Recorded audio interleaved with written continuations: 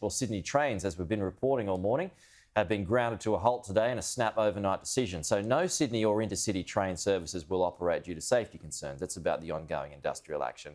Well, joining me live now is the Secretary of Unions New South Wales, Mark Morey. Mark, good morning to you. So how long do you think it'll be before trains are back on? My understanding is they'll be back on tomorrow, but I think people should be aware that this stoppage today could have been averted, and the blame for it is squarely at the feet of the New South Wales government from walking out on a deal yesterday that has stranded passengers in New South Wales. Have the passengers and commuters of New South Wales been disrespected this morning? There's been industrial action underway since September last year.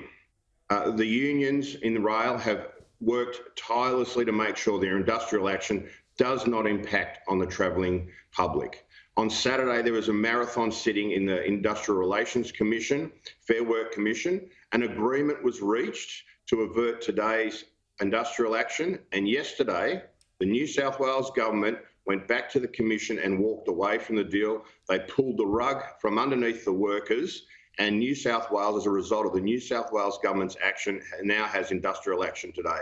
We don't want to disrupt commuters. That's the last thing we want to do.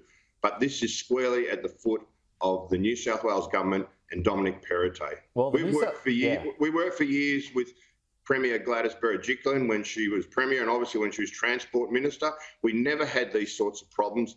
The question is this government in its current form up to the task of getting this resolved? Well, let's put it on you this morning, Mark, by calling it an act of industrial bastardry. It's pretty strong terminology. Yeah, the government has basically turned its back on any good faith bargaining. They have caused this, not the rail workers. We have been in negotiations for over 6 months now. An agreement is reached at a meeting, everyone walks away, you come back to the next meeting, and the negotiators from the New South Wales government side has said, we've changed our mind, and that deal is no longer being honoured. You can't negotiate in that environment, and it's time for the Premier to step up and become a Premier, not walk around with training wheels. So what gets this back on track? What is a demand that gets this back on track? For a start, the government needs to actually come to the table and tell us what they agree to and what they don't agree to. It's been going round and round in circles for over 6 months. There is a series of simple things that can be done. The agreement is not that far away. It now takes a bit of good faith from the government to actually make this work. We are trying our best to make this work. This is the government's fault, not that of union workers. But one of the demands, and correct me if I'm wrong here, but one of the demands is that if it's privatised, that you want guarantees that there will be no job losses, but you can't provide those guarantees if it's privatised, right?